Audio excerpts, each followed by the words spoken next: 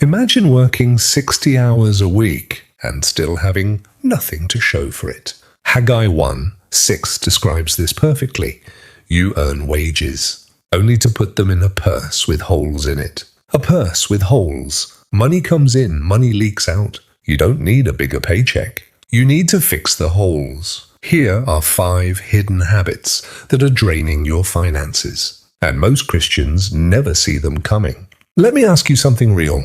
You pray for breakthrough, you tithe, you work harder than everyone around you. But every month, the account hits 0 before the next check arrives, and you wonder, God, why am I still stuck? Here's what nobody told you.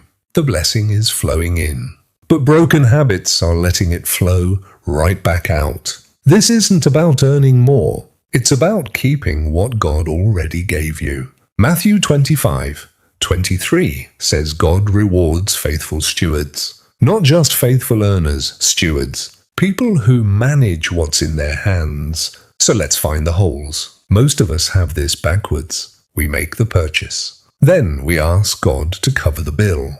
We plan the budget. Then we invite God to bless it. But God wants to lead, not follow.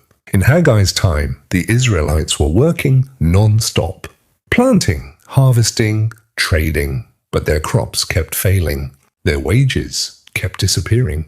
God's response, consider your ways. He didn't change their harvest first. He challenged their hearts first. Because blessing without wisdom is just more weight you're not ready to carry. Proverbs 3:9 says, honor God with the first of your income. Not the leftovers, not what's comfortable. The first. That one habit shift changes everything. Before you spend $1 this month, ask God, what do you want me to do with this? Not bless what I already decided. It's a small change, but it plugs one of the biggest holes. This one hurts to admit. Some of your financial stress isn't from your bills. It's from your image. The car upgrade, the latest phone, the restaurant dinners, the clothes with logos everyone recognizes. And the worst part, you're paying for audiences that don't actually care. Luke 12:15 cuts deep. Life does not consist in an abundance of possessions. Your worth was never in your stuff. But the world trains you to forget that. Every ad says, you're not enough yet. Buy this. Every scroll shows someone with more. And slowly, your lifestyle becomes a cage.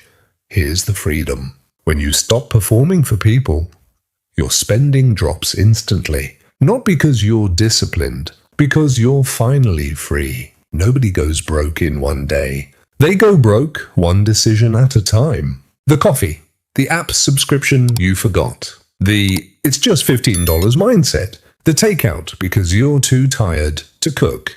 Each one, nothing. Combined. A flood. And Jesus actually talked about this directly.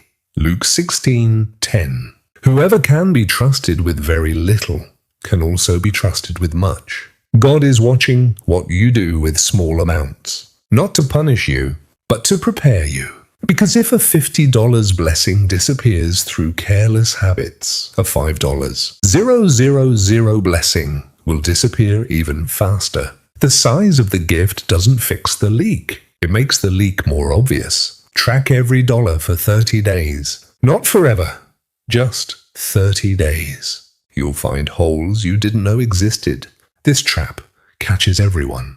I need this. No, you want this. There is a difference. Needs keep you alive. Wants keep you comfortable. And modern culture has blurred that line completely. Every marketing team on earth is paid to make wants feel like needs. You deserve it. You've earned it. Life is short. But Paul wrote something radical in Philippians 4:11. I have learned to be content whatever the circumstances. Learned. Contentment is a skill. It doesn't come naturally. You have to train your brain to say, I have enough right now, today. Because if your desires grow faster than your income, you will always feel broke. Even with a 6-figure salary, pause before every purchase and ask, is this a need or a want I dressed up to look like one? That one question alone plugs a massive hole. This is the hardest truth in the whole list. You're praying for a miracle, but God is waiting for your obedience. You say, God, open a financial door. God says, I already showed you what to fix. Start there. Proverbs 13:11. Wealth gained hastily will dwindle, but whoever gathers little by little will increase. Little by little. Not overnight. Not a lottery ticket. Not a suddenly breakthrough. Faithful, consistent, daily. The same God who multiplied 5 loaves and 2 fish also told the disciples to collect the leftovers. Why? Because miracles and stewardship are partners, not enemies. If you're ignoring the small disciplines, why would God entrust you with more? Obedience opens doors that prayer alone never will. So here's the bottom line. Your money problem might not be about money at all. It's about trust. Do you trust God enough to wait? Do you trust God enough to say no? Do you trust God enough to live differently? Because financial freedom isn't a number in your bank account. It's peace in your heart. It's not needing more to feel okay. It's becoming someone who isn't controlled by fear or comparison or greed. Jesus never promised to make you rich. He promised to make you whole.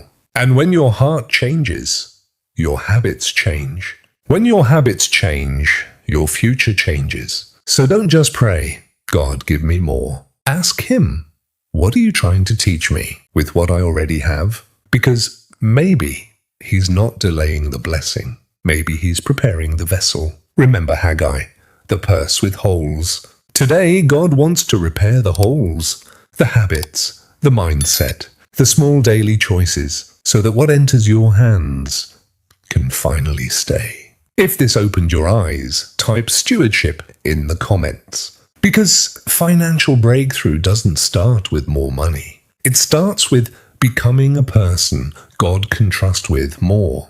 Walk with God. Walk with wisdom. And remember, what He places in your hands is not just a blessing, it's a responsibility.